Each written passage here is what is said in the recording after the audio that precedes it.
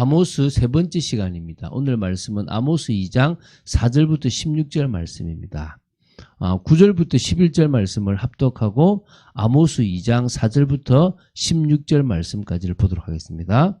그러면 아모스 2장 9절부터 11절 말씀을 한 목소리로 합독하도록 하겠습니다. 내가 아모리 사람을 그들 앞에서 멸하였나니 그 키는 백향목 높이와 같고 강하기는 상수리 나무 같으나 내가 그 위에 열매와 그 아래에 뿌리를 진멸하였느니라. 내가 너희를 애굽 땅에서 이끌어내어 40년 동안 광야에서 인도하고 아모리 사람의 땅을 너희가 차지하게 하였고 또 너희 아들 중에서 선지자를 너희 청년 중에서 나시린을 일으켰나니 이스라엘 자손들아 과연 그렇지 아니하냐. 이는 여호와의 말씀이니라. 오늘 하나님의 음성이 좀 들려지게 되기 바라고요.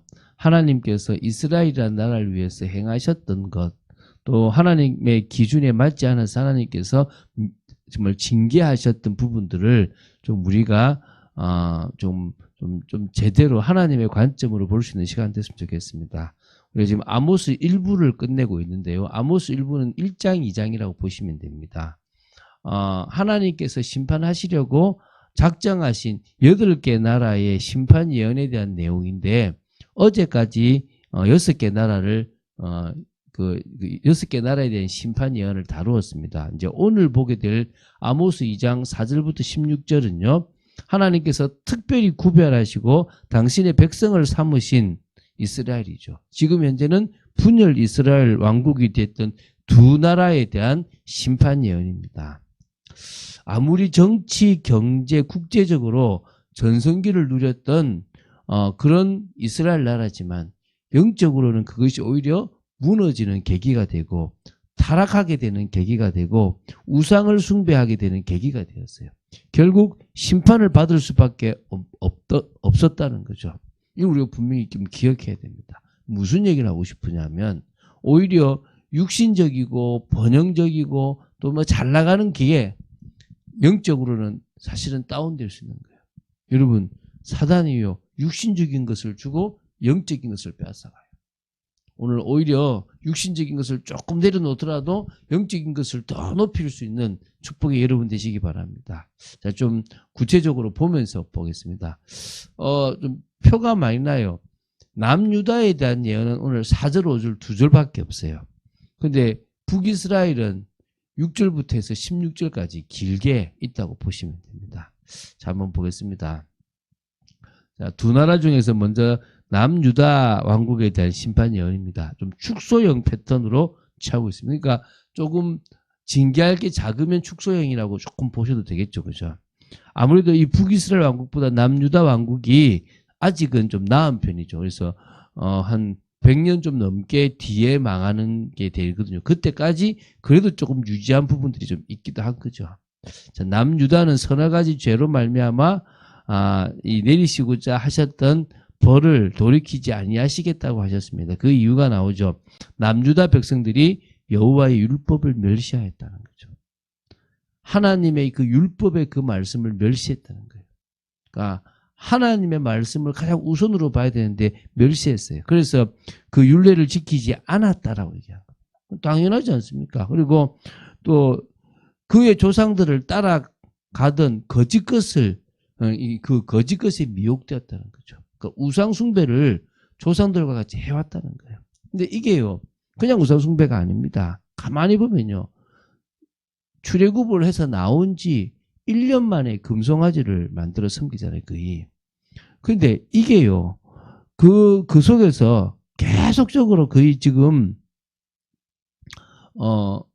중간중간에 계속 불신앙을 하고 계속 이 하나님의 말씀에 이렇게 대항하고 또 이렇게 거역하는 부분들이 계속 나와요. 그래서 하나님께서 인내하셨던 부분들이 되게 많지만 결국 그것을 외면하고 강팍한 마음들이 그들에게 있었던 부분들을 우리는 볼 수가 있거든요. 결국은 그 우상 숭배가 계속적으로 이 건국 초기부터 계속 지금까지도 와 있었다는 거죠. 그래서 유다에 불을 보내시겠다고 하는 겁니다. 예루살렘 궁궐들을 사르시겠다고 하는 겁니다. 이게 조금 뒤에 일어날 일이라고 보시면 됩니다.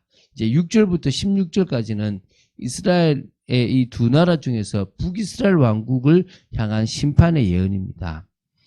이제 때가 거의 되었다라고 이렇게 좀 봐도 되겠고요. 확장형 패턴의 이 심판을 예언하셨습니다. 거의 다른 부분에 4배 가까이가 될 정도로 이렇게 많은 절을 할애하고 있다고 보시면 됩니다.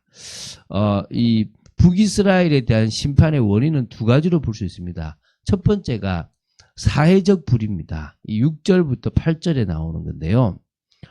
북이스라엘 백성들은 은을 받고 의인을 팔며 신한 켤레를 받고 가난한 자를 팔았다고 합니다. 그러니까 한마디로요, 사람의 목숨을 아주 하찮게 여기고 인신매매를 그냥 얼마 안 되는 돈에 해버렸다는 거예요. 그래서 힘없는 자의 머리를 티끌먼지 속에 발로 밟고 연약한 자의 길을 굽게 하였다고 합니다. 그러니까 가난한 자를 더 힘들게 만들어버렸다는 거죠. 음란함도 좀 심한 부분이 있는데요. 아버지와 아들이 한 젊은 여인에게 다녀서 내 거룩한 이름을 더럽혔다라고 합니다. 이제 음란한 부분이죠. 또 모든 제단 옆에서 전당 잡은 옷 위에 누우며, 이 말은 무슨 말입니까? 말 그대로요, 아무리 이렇게 그 사람에게 그 전당을 잡더라도 겉옷은 해가 지기 전에 돌려줘야 돼요. 왜냐하면 겉옷은 자기 생명과 관계있기 때문에 이걸 뭐 겨울에는, 그러니까 밤에는 그것을 덮고 이제 자야 되기도 하고 중요한 거거든요. 근데 안 준다는 거예요. 그걸 듣고 이제 누워버린다 이 말입니다. 그러면서 뭐냐면 또 이제 그 다음에 또 이렇게 나오죠. 잠시만요. 또 그들의 신전에서 벌금으로 얻은 포도주를 마셨다라고 합니다. 이게 혼합주의인 겁니다. 이게 타락에 결국 섞어버린 거죠. 여러 신들의 풍습을 섞어버렸다는 거예요. 되게 지금 타락했다는 부분이 있습니다. 그래서 이런 부분에서 첫 번째 원인이 되고요. 두 번째는 종교적 불의가 있다는, 이게 9절부터 12절입니다. 그러니까 그 9절에 보면 아모리 사람을 이스라엘 앞에서 멸하였다 그러거든요. 아모리 족속을 말하잖아요. 뭐 아모리 족속만 멸한 게 아니라 사실은 7족속 31명을 이렇게 멸했는데 그 중에 대표적인 나라가 아모리입니다. 그리고 아브라함에게도 아직 아모리 족속의 제약이 관영하지 않았다라고 표현하기도 하고요. 성경 군대 좀 여러 군데에 아모리라는 표현을 쓰거든요. 그래서 결국은 아모리가 이 가나안 족속의 대표가 될 만큼 그랬다고 보시고 거기를 멸하셔서 들어가게 했다는 겁니다. 그래서 가나안 족속이 어느 정도냐면 큰 키인 거예요. 다시 되게 큰 키고 강한 전투력을 가지고 생명력을 가지고 있었다는 것입니다.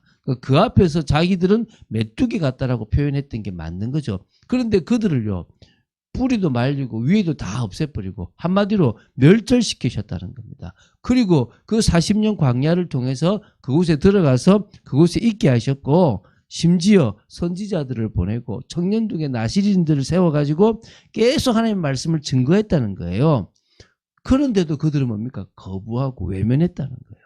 특히 북이스라엘의 엘리야나 엘리사 같은 선지자, 또 그 외에도 많은 선지자들을 보냈다는 겁니다. 한마디로 도덕적으로나 종교적으로 극심하게 타락했다는 부분들이 나온다는 겁니다. 더 이상 하나님의 심판을 미룰 수가 없는 상황이 되어졌다는 겁니다. 그 심판의 내용이 13절부터 16절에 나와요. 자, 읽어볼게요. 보라, 곡식단을 가득히 실은 수레가 흙을 누름같이 내가 너희를 누르리라. 고통을 당하게 하겠다 말이죠. 빨리 다름질하는 자도 도망할 수 없으며, 강한 자도 자기 힘을 낼 수 없으며, 용사도 자기 목숨을 구할 수 없으며, 활을 가진 자도 설 수 없으며, 발이 빠른 자도 피할 수 없으며, 말 타는 자도 자기 목숨을 구할 수 없고, 용사 가운데 그 마음이 굳센 자도 그날에는 벌거벗고 도망하리라. 여호와의 말씀이니라. 여러분, 여호와 하나님의 말씀을 가장 귀하게 생각해야 돼요. 그 말씀을 딱 마음에 담아야 돼요. 뭐 안 담기는 건 어쩔 수 없겠지만 가능하면 하나님의 말씀을 그대로 담을 수 있는 은혜가 여러분에게 있어야 됩니다. 지금 어떤 내용입니까? 뭐 사실 심판의 뭐 도구나 방법은 구체적으로 언급되지 않았지만 일단 고통을 당하겠다는 부분과 이 심판의 결과로 인해서 어떻게 됩니까? 망하는데요. 뭐 용사, 활, 말 이런 것들이 나오는 거 봤을 때는 전쟁을 통해서 망할 거다는 거죠. 결국은 우리는 알고 있잖아요. BC 722년에 아수르란 나라와의 전쟁에서 멸망해 버리지 않습니까? 그렇죠, 그렇죠. 자, 지금 이방 나라가 망하는 거는 별로 문제가 안 돼요. 심각한 건 뭐죠? 당신이 택하신 그 나라가 멸망받을 상황이 되어졌다는 게 하나님 앞에는 가슴 아픈 거고요. 또 그것을 또 심판에까지 이르는 것이 아니라 다시 말하기 때문에 회복시키시겠다, 구원하시겠다라는 까지 가는 게 하나님 계획입니다. 사실 지나간 이야기니까 굳이 많은 시간을 할애할 필요는 없습니다. 여기까지 일단은 먼저는 조금 우리가 지금 세 번째 보면서 6개 나라, 주변에 있는 나라뿐만 아니라 그 2개 나라에 대한 지금 이 심판을 지금 이야기했습니다. 이제는 이 이스라엘에 대한 초점이 많이 맞춰져 있는데요. 이 나라가 어떤 나라인지를 조금 이렇게 구체적이진 않지만 좀 전체적으로 좀 이야기하는 부분들을 이제 내일부터 좀 가지려고 합니다. 핵심은 하나입니다. 지금 우리도 세상 아무것도 아닌 그것에 젖어 있어요. 문화에 젖어 있어서 해야 될 공부를 못 한다든지 또 정말 신앙생활을 못 한다든지 이러고 있는 모습들이 있잖아요. 우리가 정말 성령께서 우리를 주관하셔서 바람 같은 역사, 불 같은 역사가 일어나야 될 것이고 이 악한 시대에 성령의 역사가 더욱 시급한 이 시대에 그 성령의 역사로 우리 삶이 바뀌고 현장을 살려나가는 축복된 삶을 살아야 될 줄 믿습니다. 여러분 때문에 여러분이 현장에 살아날 만큼의 응답이 있게 되길 바랍니다. 하나님께서 더 강건하게 해주시고 지금 내 모든 것을 막고 있는 진짜 이유들을 더 발견하고 정말 주님 앞에 회개하며 믿음으로 나아가는, 그래서 우리가 예수 그리스도를 믿음으로 말미암아 우리가 심판을 받게 되지 않았지 않습니까? 이게 얼마나 큰 축복인지를 사실적으로 알고 영을 따라가는 축복의 삶을 살아가기를 주 예수 그리스도 이름으로 축원드립니다. 주는 그리스도시요 살아계신 하나님의 아들이심을 고백합니다. 정말 그 멸망의 시기에는 하나님께서 심판을 하셨습니다. 신약과는 조금 다른 모습입니다. 그러나 저희들 이 시대에도 고난을 당하고 어려움을 당하는 많은 성도들이 있음을 고백합니다. 저희들이 믿음으로 나아가기를 간절히 소원하며 이제는 성령을 따라서 해나가는 축복된 삶을 살아가기 원합니다. 역사하여 주시고 인도하여 주시고 주장하여 주시기를 간절히 소원합니다. 은혜를 내려 주시옵소서. 주 예수 그리스도 이름으로 기도드립니다. 아멘.